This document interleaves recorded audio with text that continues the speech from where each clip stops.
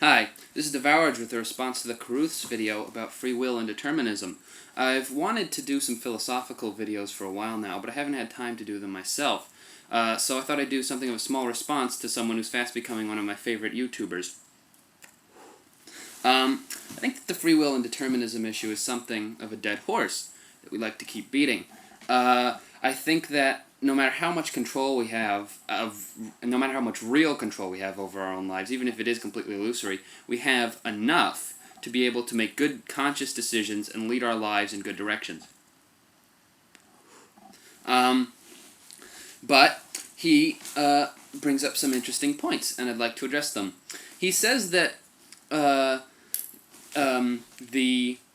he doesn't think that human thought can be just broken down to cause and effect. I'm not saying I think this view is wrong, but what the believer in free will has never explained is what they think thought actually is. What is it if not an effect? It's not. Thought is not produced ex nihilo. Thought is not something that just kind of it doesn't self-generate. So it has to be caused by something in the brain. And the brain is, in fact, a deterministic system, as far as we know. Some people say the brain is quantum in some way. I don't generally buy into that. But anyway, I'm straying off the topic. I'm not sure what thought is if it's not an effect. I don't necessarily think that means we aren't free or it's completely one track. But are you saying that it's causeless? Is it libertarian free will, or that it has a cause, but the effect is dictated by us? If so, that requires some evidence, I think. Neuroscience is very young, and we might find that evidence, but I think it's wrong to jump to that conclusion. I also said something about the inner eye, or the self, I guess, which I suppose is correct me if I'm wrong, but I think you're talking about dualism. Dualism was a very popular philosophy, but now it's being moved away from with advances in neuroscience and neurochemistry. I don't necessarily disregard it, because even if I think that if there is some sort of dualistic system, I don't think it necessarily has to be separate from the brain. Just work differently than the rest of it. You also mention about your tea, how you could add lemon or honey, or you could pour it out, make a new batch of tea. Well, the determinist doesn't deny this. You could do those things. What the determinist says is if you choose to put honey in the tea, you could not have chosen to put lemon in the tea, or you could not have chosen to throw the tea away. The only thing you could have done in that situation is put honey in it. You could not have acted differently. The determinist doesn't say you don't have any options when it comes to what you put into your tea. I think that's a misconception. I think that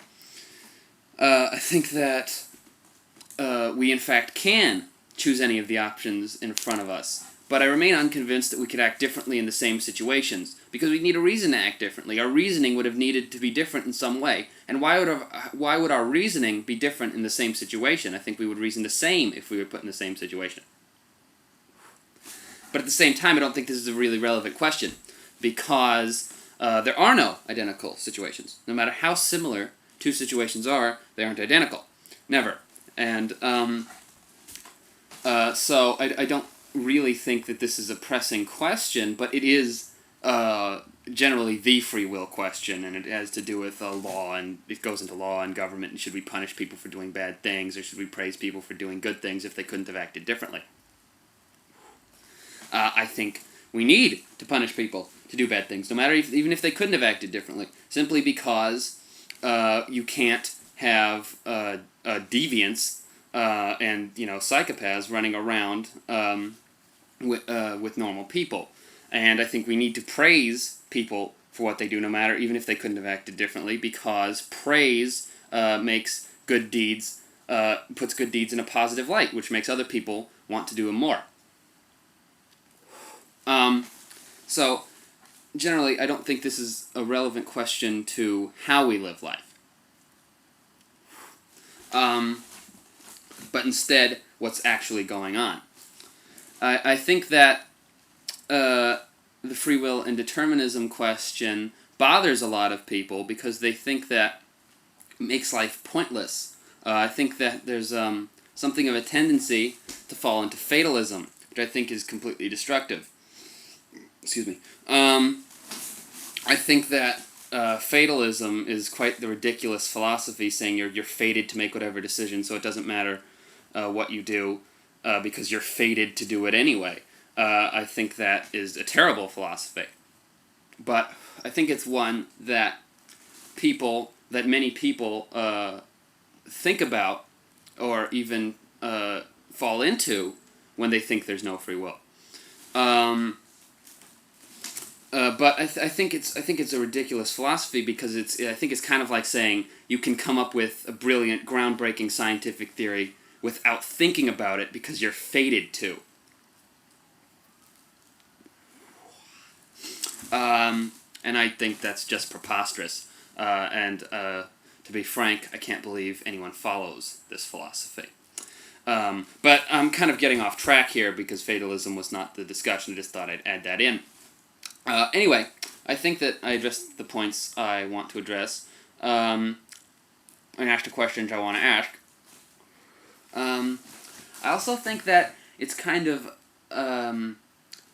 it's kind of a miss. I think it's just wrong to say that just because we are determined, it means we're unfree, and just because we're free means we aren't determined. I think that